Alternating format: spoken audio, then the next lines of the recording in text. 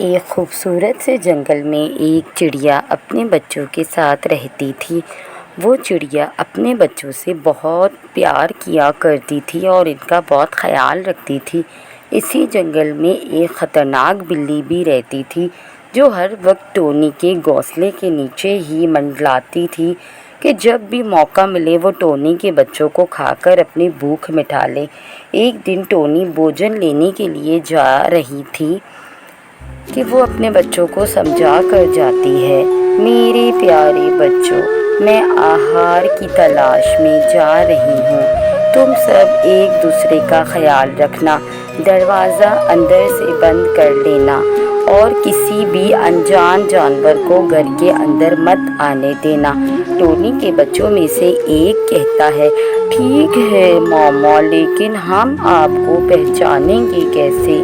ہمیں کیسے پتہ چلے گا کہ دروازے پر آپ ہیں یا کوئی اور؟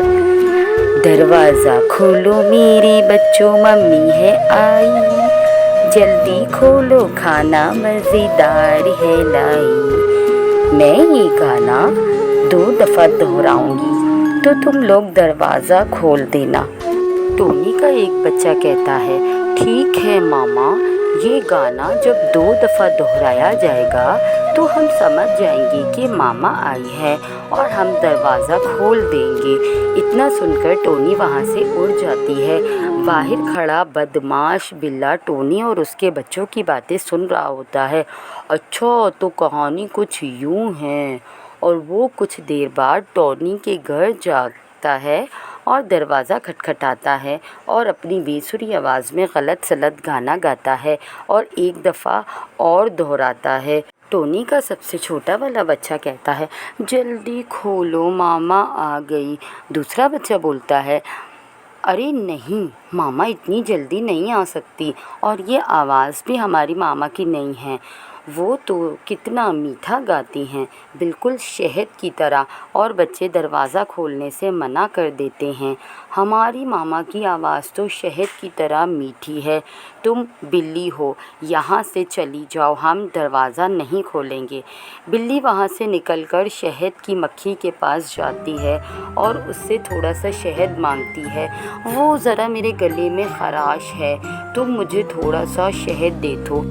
وہ مکھی بلی کو شہد دے دیتی ہے اور بلی شہد کھاتی ہے تاکہ اس کی آواز بھی ٹونی کی طرح میٹھی ہو جائے، اور پھر واپس چڑیا کے بچوں کے پاس آتی ہے اور گانا گاتی ہے۔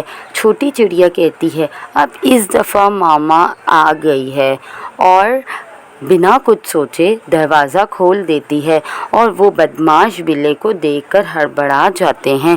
بلی اور یہاں وہاں بھاگنے لگتے ہیں۔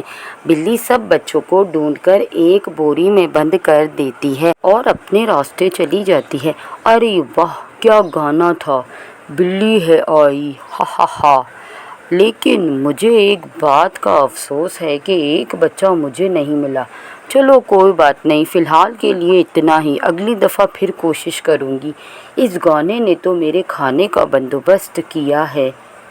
ٹونی گھر آ کر دیکھتی ہے کہ اس کے گھر کا سارا سامان بکھرا ہوا ہے اور بچے بھی غائب ہیں، تو وہ بہت پریشان ہو جاتی ہے اور رونے لگتی ہے۔ تبھی ٹونی کا ایک بچہ مٹکے سے باہر نکلتا ہے اور اپنی ماما کو سارا واقعہ بتاتا ہے۔ ٹونی غصے سے لال ہو گئی، اس بدمعاش بلی کا پیچھا کرنے لگی۔ بلی بچوں کو بوری میں ڈال کر لے جا رہی تھی اور راستے میں بہت تھک جاتی ہے۔ وہ سوچتی ہے، اب تھوڑی دیر آرام کرتی ہوں، ویسے بھی بچے کہاں بھاگے جا رہے ہیں، پھر اٹھ کر بہت چاؤ سے کھاؤں گی۔ اور وہ بوری ایک طرف رکھ کر سو جاتی ہے۔ بچوں کو ڈھونڈتے ہوئے ٹونی چھوٹے بچے کے ساتھ بلی کے خراٹوں کی آواز سنتے سنتے وہاں آ جاتی ہے۔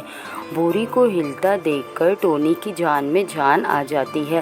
بلی بے خبر سو رہی تھی اور ٹونی نے بوری کھول دی اور سب بچے ماما کو دیکھ کر بہت خوش ہو جاتے ہیں، اور چھوٹے بچے نے بوری میں ایک بھاری پتھر ڈال دیا اس کی دیکھا دیکھی دوسرے بچوں نے بھی بوری میں پتھر ڈال دیے اور بوری کو بھر دیا، اور ٹونی نے اس بوری کو ویسے ہی باندھ دیا، اور ٹونی اپنے بچوں کو لے کر جھاڑی کے پیچھے چھپ گئی۔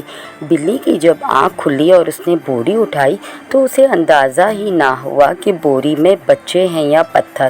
پھر وہ ندی پار کرنے کے لیے جیسے ہی ندی کے پاس جاتی ہے، بوری کے وزن سے اس کا پیر پھسل جاتا ہے اور وہ ندی میں گر جاتی ہے۔ بچاؤ بچاؤ، کوئی مجھے بچاؤ۔